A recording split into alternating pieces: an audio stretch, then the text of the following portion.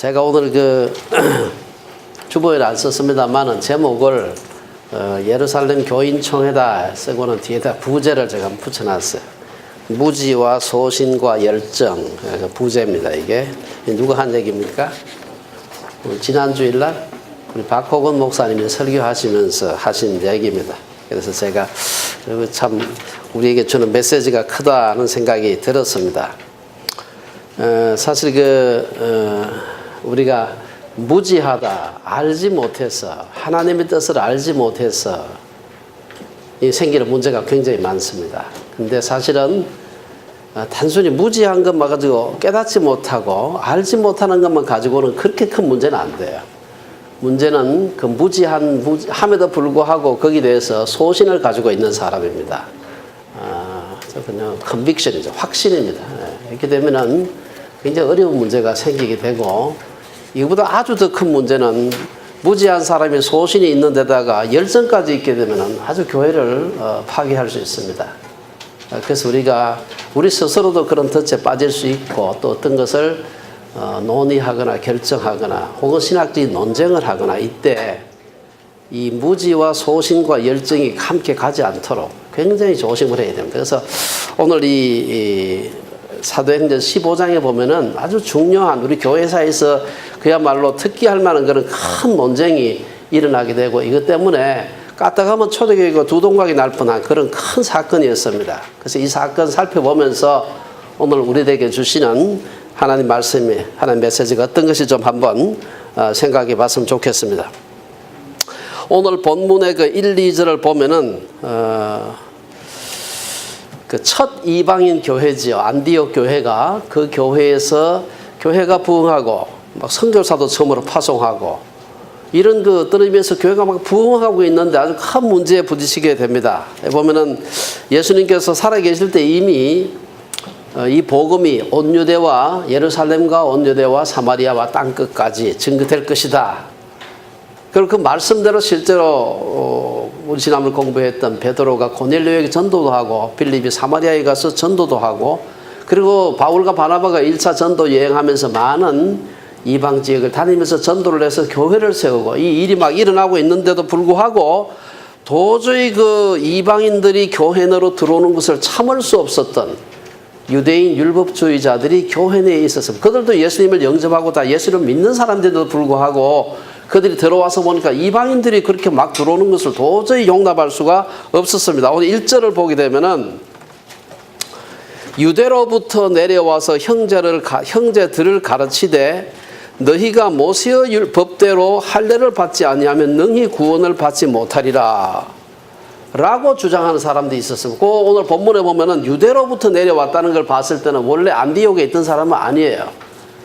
사도 바울과 바나바가 안디옥에 파송을 받아서 선교행을 돌아와서 선교 보고도 하고 이런데 보니까 안디옥 교회, 이방 교회지요. 지금 같은 우리 터키 남부지방에 있는 시리아 북쪽에 있는 그런 지역입니다.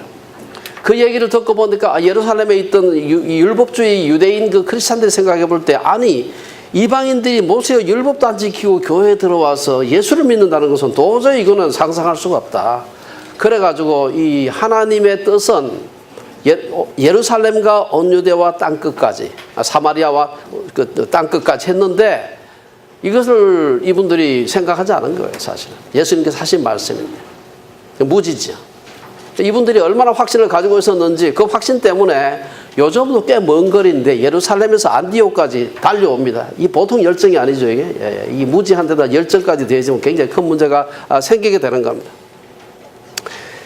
갈라디아서 2장에 보면 이런 얘기가 있어요. 야고보에게서 온 어떤 이들이 이르기 전에 게바가 이방인과 함께 먹다가 그들이 오매 그가 할례자들을 두려워하여 떠나 물러갔다. 그 표현이 있어요. 여기 보면은 야고보에서 온 어떤 이들, 이것도 사실은 율법주의자들, 할례주의자들입니다. 아마 같은 사람들이 아닌가 생각이 돼요. 사도행전 11장 2절에 보면 우리가 이미 공부했습니다. 베드로가 고넬료에게 전도한 사건 때문에 예루살렘에 갔을 때 그를 비난한 사람들이 있었어요. 아마 이 사람도 대충 비슷한 사람이 아니었겠나. 이런 것을 보게 되면 사실은 베드로가 고넬료에게 전도한 사건과 오늘 이 사건은 시간적으로 한 10년 정도 차이가 있습니다. 그런데 이 사건이 또 일어나는 걸 봤을 때는 지난 10년 동안 베드로가 고넬료에게 전도한 이후로 한 10여 년간 계속해서 이 문제가 이방인들이 교회에 들어오는데 율법도 안 지키고 할례도 안 받고 그냥 넝큼 들어와서 세례받고 하면 되느냐, 이런 문제가 계속해서 문제가 된 것 같습니다. 사실 우리가 이 뜨거웠던 초대 예루살렘 교회에 이런 율법주의자들이 있어가지고 뭐 있는 것까지는 괜찮아요. 이들로 인해서 교회 내에 굉장히 날카로운 분쟁과 이런 갈등이 있었다는 것은 굉장히 상상하기가 참 쉽지 않은 걸 볼 수가 있습니다. 오늘 보면 1절에 보면 율법의 계명 중에서 할례만 언급되었어요. 할례도 받아야 된다. 사실 이 할례라고 하는 것은 모든 율법 조항을 대표하는 것으로서 취급되었던 것으로 볼 수 있습니다. 그래서 오늘 보면은 할례 문제만 가지고 걸고 넘어졌지만 예루살렘 총회에서 결정한 것은 4개를, 할례와 무관한 4개를 결의하는 걸 볼 수가 있어요. 그래서 사실은 할례를 얘기했지만 그 할례라고 하는 것은 단지 할례만이 아니라 모든 율법의 조항들을 다 포함하는 대표적인 우리가 조항이었다, 이래 볼 수가 있습니다. 이 율법주의자들은 이방인들도 예수를 믿고 아무리 교회에 들어오고 뭐 성령을 체험해도 여전히 할례받고 율법의 조항들을 다 지키지 않으면 구원받을 수 없다라고 주장하는 그런 사람들이었습니다. 사실은 이러한 이 사람들은 율법의 의미를 잘 몰랐다, 무지죠. 그리고 이방인들에게도 성령이 강림하신다는 증거가 있었는데도 불구하고 그들이 구원받은 분명한 증거가 있었음에도 불구하고 그들은 대단한 확신을 가지고요, 소신이죠. 도저히 율법을 지키지 않고는 구원받지 못한다. 소신까지 있으면 괜찮고 그 다음 한 단계, 그래가지고 안디옥까지 달려온 겁니다. 여러분, 차 타고 온 게 아니에요. 달려온 겁니다. 얼마나 큰 열정이, 굉장히 먼 거리에 몇 날 며칠 가야 되는 거리인데 이 참지 못하고 안디옥에 그런 이방인들이 그냥 교회에 율법도 안 지키고 들어와 있다더라. 달려온 겁니다. 만일 이 율법주의자들의 주장을 그 당시에 교회가 받아들였다면 율법을 지켜야 구원을 받는다, 예수만 믿어서는 안 되고, 그랬으면은 아마 기독교는 유대교의 한 분파로 남아 있었을 겁니다.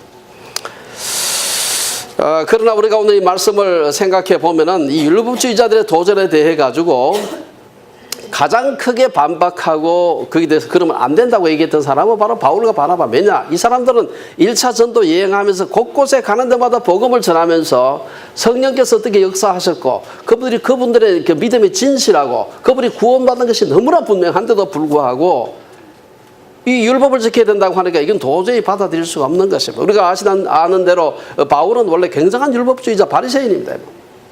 근데 그 사람이 사실은 전도여행 갔다 오고 보니까 하나님의 역사가 다르다라고 하는 소위 패러다임 시프트를 경험하고 난 뒤에는 가장 율법주의자들의 주장에 반박하는 앞장을 서게 되는 것을 볼 수가 있습니다. 그래서 2절에 보면은 바울 및 바나바와 그들 사이에, 그들은 율법주의자들입니다, 적지 아니한 다툼과 변론이 일어났다, 이렇게 표현하고 있습니다. 그래서 그 바울과 바나바는 선교 활동을 통해서 이방인들에 대한 율법주의적 요구는 하나님이 원하시는 바가 아닌 게 분명하다는 것입니다. 하지만 그렇다고 해서 그들은 율법주의자들을 이놈들은 안 되겠다, 이단이다 해가지고 그냥 교회에서 내치지 않고 예루살렘 총회, 예루살렘 교회의 어필, 요새 같다 우리 학업식 1심이 있고 이제 2심에 어필을 한 겁니다. 어필. 만일에 이때 내쳤더라면 안디옥 교회는 분열했을 겁니다. 안디옥 교회만 분열할 게 아니라 사실은 예루살렘 교회도 분열할 판이에요. 남은 한 가지 방법은 2절 하반절에서 보면은 바울과 바나바와 및 그 중에 몇 사람을 예루살렘에 있는 사도와 장로들에게 보내자. 우리 여기서 해가지고 편가르지 말고 예루살렘 교회에 상소한 것을 볼 수가 있습니다. 그래서 바울과 바나바는 예루살렘에 가서 있는 그대로의 사실을 말하고 예루살렘 교회 지도자들이 어떤 결정을 내리더라도 그들의 결정을 따르겠다고 생각합니다.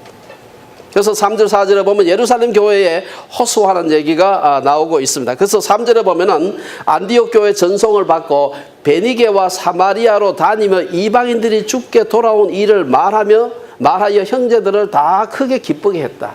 바울과 바나바가 가면서 그냥 가지 않고요, 사실은 그 안디옥에서부터 예루살렘까지 상당히 먼 길입니다. 중간에 오다가 베니게도 통과하고, 베니게 지역입니다. 통과하고 사마리아 쪽도 통과를 하는데 그 통과할 때 이미 거기 예수 믿는 사람들이 있었습니다.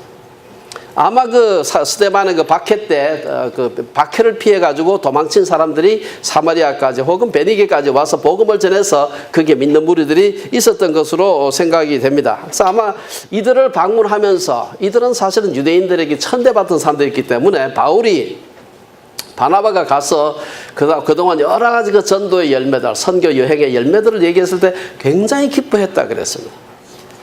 4절에 보면은 그리고는 이제 바울과 바나바가 예루살렘에 도착한 후에 교회와 사도와 장로들에게 영접을 받고 하나님이 자기들과 함께 계셔서 행하신 모든 일을 말했다. 우리가 앞에서 그 예루살렘 방문을 바울이 앞에 방문한 적이 있는데 처음 그가 회심하고 난 뒤에 예루살렘에 갔을 때 그 우리가 예루살렘 지도자들이 바울을 어떻게 대했는가 하는 걸 알고 있습니다. 저게 정말로 진짜 회심한 거 맞아?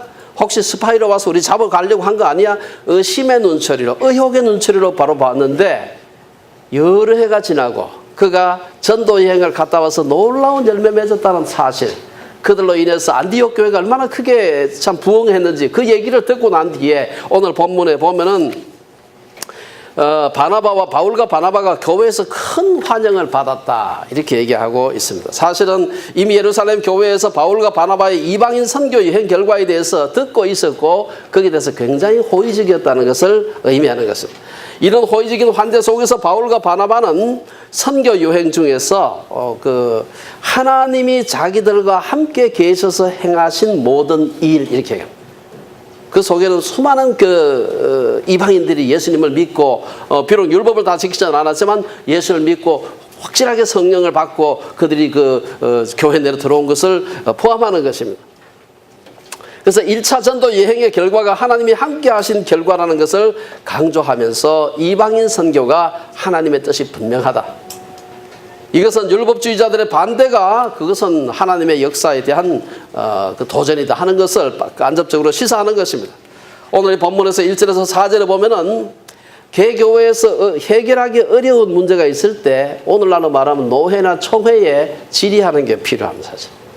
우리가 많은 경우에 상부기관에 대해 가지고 하도 그 노회나 총회가 이 파쇼를 부릴 때가 가끔 있기 때문에 굉장히 네거티브한 생각을 가지고 있을 때가 많지만 교회에 분쟁이 생겼을 때 도저히 자체적으로 해결이 안 될 때는 상부기관에 좀 와서 도와달라고 하는 것도 사실 필요한 겁니다. 실제로 우리가 교회사를 보게 되면 초대교회 때 영지주의 이단들이 교회를 아주 많이 해칠 때가 있었습니다.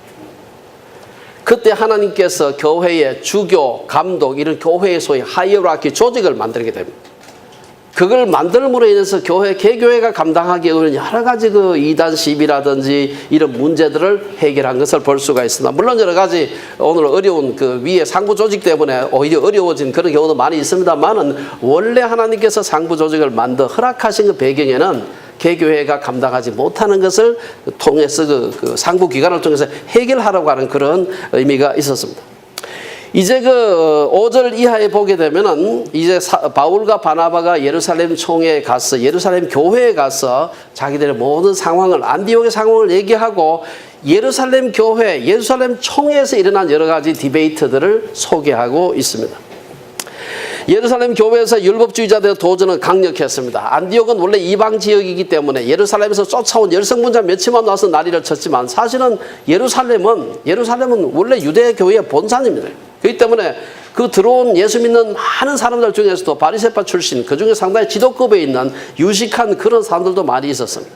그러니까 당연히 그들의 도전은 강력한 것은 분명합니다. 보면은 5절에 보면은 바리새파 중에 어떤 믿는 사람들이 일어나 말하되 이방인에게 할례를 행하고 모세의 율법을 지키라 명하는 것이 마땅하다. 이렇게 강력하게 주장을 하는 것입니다. 그들은 모든 회심자들은 할례를 받고 율법을 지켜야 한다는 것입니다. 율법주의 패러다임 속에 사는 사람들에게는 이러한 요구가 너무 당연한 것입니다. 여러분, 바리새라는 말 자체가 분리하는 자의 뜻입니다. 우리는 니들하고 율법이 없는 이방인들하고는 달라. 바리새라는 뜻 자체가 분리하는 자의 뜻입니다. 분리됨으로써 우리는 더 거룩하다고 하는 그 확신을 가지고 있었던 것입니다. 이 논쟁의 핵심은 굉장히 간단한 문제입니다만 해결은 굉장히 어려운 문제입니다. 하나님의 은혜가, 구원의 은혜가 소수의 선택된 자들에게 주어지는 것인가 아니면 모든 사람들에게 주어지는 것인가. 이러한 논쟁은 오늘날의 다양한 사회 계층이나 민족, 피부색을 가진 사람들 사이에도 존재하는 것입니다. 이러한 장벽이 무너진 사실은 최초의 공동체가 교회입니다. 근데 교회가 그걸 그냥 그런 공동체가 만들어진 것이 아니라 이런 아픔과 갈등 이런 것을 겪으면서 교회가 그게 아니구나.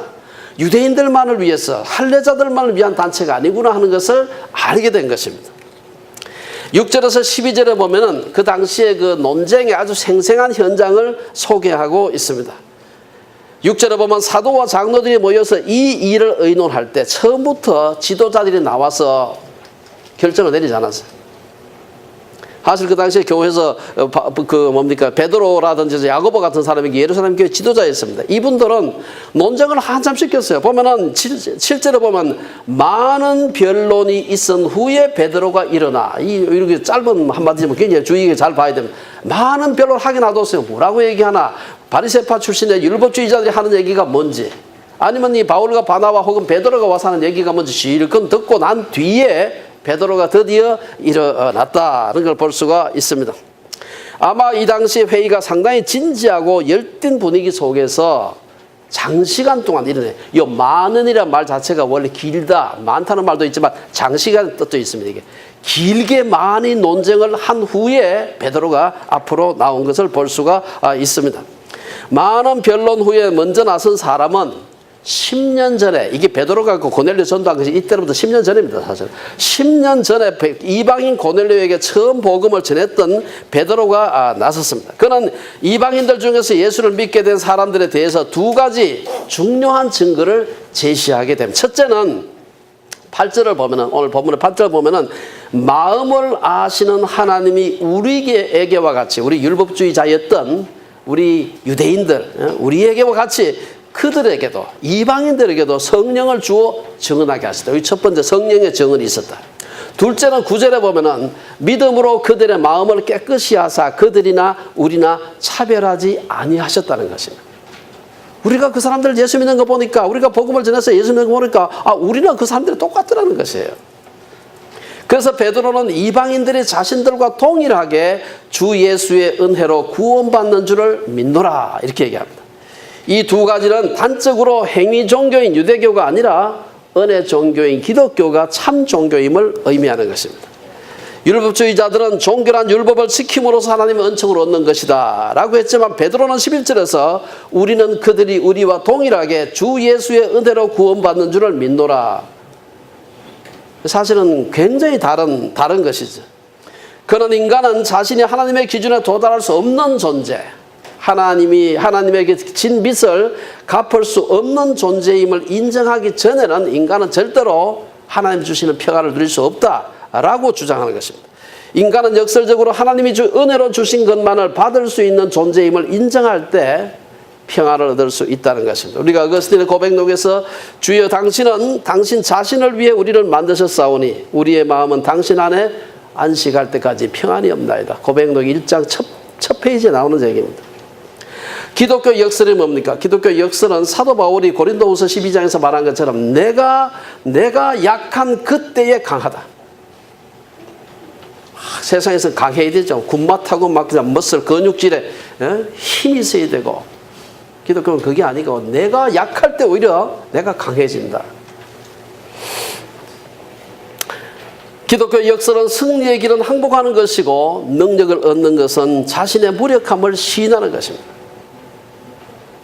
베드로는 10절에서 하나님이 성령을 부어주심으로 차별하지 않으시고 받아주셨는데, 오늘 본문에 보면은 너희가 어찌하여, 하나님이 받아주셨는데 너희가 어찌하여 하나님을 시험하여 우리 조상과 우리도 능히 매지 못하던 멍에를 제자들의 목에 두려느냐. 하나님도 요구 안 했는데 왜 우리가 그들에게 할례를 요구하고 왜 율법의 조항들을 요구해야 되느냐. 베드로가 증언을 마치자 이어서 12절에 한 절밖에 안 나와요. 바울과 바나바는 한 절밖에 안 나오는데 12절에 보면은 바울과 바나바가 소위 말해서 지지 연설을 하는 것입니다. 지지 연설. 그들은 제1차 전도 여행을 하면서 하나님께서 자기들로 말미암아 이방인 중에서 행하신 표적과 기사에 관해서 말했습니다. 바울과 바나바가 이방인들에게 복음을 전하면서 겪었던 그 생생한 얘기들을 그들에게 간증하니까 무리들이 그렇게 막 시끌벅적하고 내가 옳다 네가 옳다 하던 사람들이 그냥 무리가 조용해졌다. 우리가 가서 보니까 이러이러한 현상들이 일어나는 걸 우리가 두 눈으로 보았다. 한숨 뭐 혼자 본 게 아니고 몇 사람 팀으로 갔는데 다 같이 봤다 하니까 할 말이 없는 것입니다. 사실은 남을 전도할 때나 설득할 때 논리도 중요하지만 자신의 생생한 경험을 간증하는 것이 굉장히 중요합니다.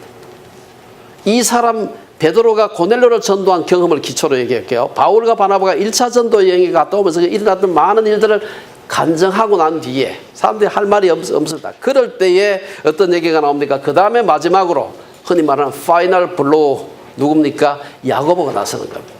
야고보는 아시다시피 이방인들에 대한 뭐 선교 여행을 다니까 이런 분은 아니에요. 예수님의 그 친동생으로서 예루살렘 교회 아주 가장 중요한 지도자 중에 한 사람이었습니다만은 이 베드로와 바울 바나바가 이방인에게 복음을 전하면서 하나님이 이들을 받으셨다. 율법 안 지켜도 받으셨다. 라는 사실을 어떻게 성령을 통해서 증거하셨는지를 간증했습니다. 그러자 예수님의 친동생인 사도 야고보가 이는 그들이 가서 보고 경험한 것뿐 아니라 이는 구약 성경에도 이미 얘기되어 있는 것이다. 성경의 증거를 얘기하는 걸 볼 수가 있습니다. 오늘 보면은 15절에서 야고보는 아모스 9장 11절 12절 말씀을 인용하는 걸 볼 수가 있습니다. 그 예언이 베드로와 바울과 이 바나바를 통해서 예언이 성취되었다라고 하는 것입니다. 사실 아모스 9장 11절 12절에 보면은 그날에 내가 다윗의 무너진 장막을 일으키고 그것대로 틈을 막으며 그 허물어진 것을 일으켜 옛적과 같이 세우고 그들이 에돔의 남은 자와 내 이름을 일컫는 만국을 기업으로 얻게 하리라. 만국을 기업으로. 유대인들의 기업만 아니에요. 만국을 기업으로. 이것을 베드로가 인용할 때는 이 만국의 기업을 이방인이라는 말로 살짝 고칩니다. 베드로가 아니고 야고보가 인용할 때는 오늘 아모스 9장 말씀을 인용할 때 그렇게 하는 걸 볼 수가 있습니다. 오늘 본문에 보면은 야고보가 어떻게 인용을 합니까? 오늘 보면은 야고보가 그 16절 17절에 보면 이는 그 남은 사람들과 내 이름으로 일컬음을 받는 모든 이방인들로 이게 이방인이라는 말은 사실은 없는데 이 만국 혹은 열국이라는 말을 갖다가 이방인들 말을 인용을 할 때 살짝 고칩니다. 이방인들로 주를 찾게 하려 함이라. 구약의 아모스에서 이미 얘기를 오래전에 해놓은 것이다. 성경의 근거도 있다라고 얘기를 하는 것입니다.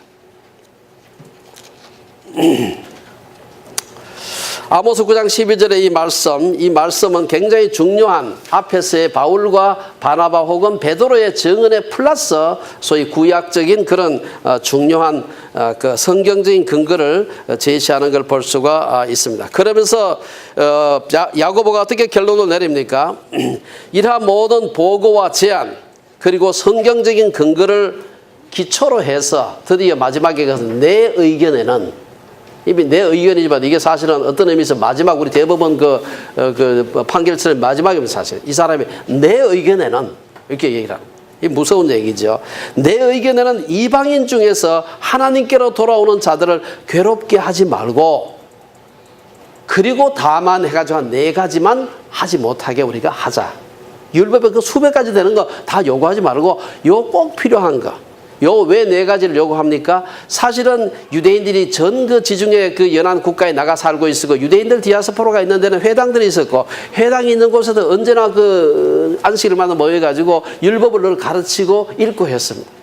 비록 그 주변에 예수를 믿지 않는 사람들도 예수를 믿고 난 뒤에는 회당 가까이 갈 수밖에 없었고 그들이 율법에 대해서 전혀 무지하지 않았습니다. 이미 좀 듣고 있었어요. 율법을 다 알지 못해도 이러이러한 내용이 있다더라. 율법에서 명확하게 얘기하고 있는 바들 중에서 그들의 이방의 우상숭배 문화하고 헷갈릴 수 있는 아주 중요한 몇 가지가 있었습니다. 그걸 4가지로 딱 요약해서 요거 4가지만 그냥 금하고 나머지는 놔두자. 이런 얘기를 하는 것을 볼 수가 있습니다. 그는 예수님의 친동생일 뿐 아니라 혼자서 부활하신 예수님을 만났고 고린도전서 15장에 그 얘기 나옵니다. 예루살렘 교회의 기둥과 같은 기둥이었다. 성경은 그렇게 표현하고 있습니다. 그는 자신이 엄격한 율법주의자였기 때문에 율법주의자의 대표가 지금은 이방인을 변호하는 그런 쪽에 서게 되었다는 것이지. 이 말은 무슨 말입니까? 이것은 이방인들의 회심을 그대로 받아들여도 아무런 문제가 없다는 것입니다. 그런 이방인들은 아무런 제재나 방해 없이 교회에 들어올 수 있어야 한다. 이분은 사실은 야고보는 전도 여행 다니거나 이방인 전도로 다니고 이런 분이 아닌데도 불구하고 앞에 얘기를 다 듣고 그들을 통해서 역사하신 성령의 역사를 듣고 그래서 교회에 들어온 사람들의 진실한 그 믿음을 보고 그리고 구약의 성경 말씀을 봤을 때 이방인들에게 율법을 다 요구하고 그래야 구원받는다. 이거는 하나님 뜻이 아니다라고 얘기를 하는 것입니다. 내 의견에는 그렇지만 여기는 아무도 사실은 그게 굉장히 거역하기가 어려운 것이죠. 오늘 끝으로 지금까지 우리가 살펴본 것처럼 사도행전 15장에 나타난 우리가 예루살렘 총회 얘기를 살펴봤는데요. 몇 가지 여기서 우리가 중요한 교훈을 발견할 수가 있습니다. 첫째는 많은 토론을 한 후에 권위 있는 지도자가 제안한 바를 온 성도들이 받아들였다는 사실. 뭐 토론도 안 하고 그냥 자기 나와서 막 이렇게 한 게 아니고 많은 토론을 한 후에 그리고 베드로가 나오고 바울과 바나바가 보고를 하고 내 의견에는 이 야고보가 나와서 마지막 결론을 내리는 걸 볼 수가 있습니다.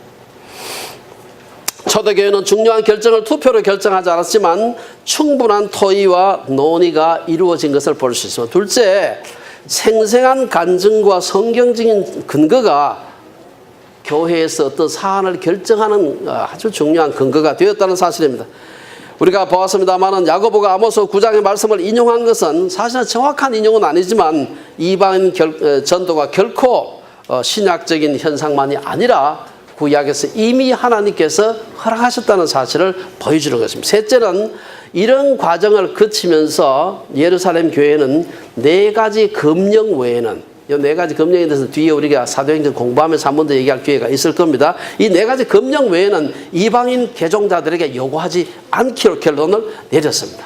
아마 율법주의자들 중에서는 그게 100% 아마 승복하지 못했는 사람이 있었을지도 모르지만 적어도 이러한 명백한 앞에서 얘기한 증거들에 대해서 반론을 더 이상 제기하기는 못했습니다. 우리 한국 민족은 상당히 권위에 저항적인 민족입니다. 권위에 저항적이라는 것이 좋을 때가 많습니다. 언제 좋으냐? 남의 나라 식민지 할 때 독립전쟁 하기가 참 좋아요.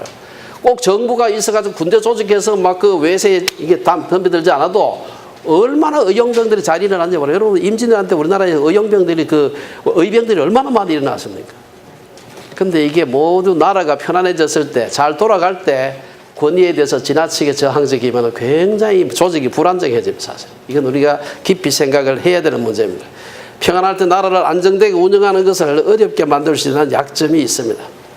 개인이나 나라나 어떤 단체든 간에 싸우면서 갈등하면서 행복한 경우는 존재하지 않습니다. 그래서 우리가 어떤 것을 결론을 내릴 때 정말 하나님께서 인도하시는 바가 뭔지 잘 살펴봐야 됩니다. 충분히 논의를 하되 그러나 우리가 결정을 내리면은 그 다음에는 영구히 가는 것도 아니에요. 또 예를 들어서 오늘 우리가 교인총회를 통해서 정관을 결정해도 1년 뒤에 또 정기총회할 때도 바꿀 수 있는 것입니다. 정 안 맞으면 임시총회에서 또 바꿀 수 있는 거예요. 그래서 이거 한번 하면 죽을 때까지 간다 이 생각하지 마시고 우리가 잘 그동안 지난 굉장히 오랫동안 우리가 논의를 많이 했습니다.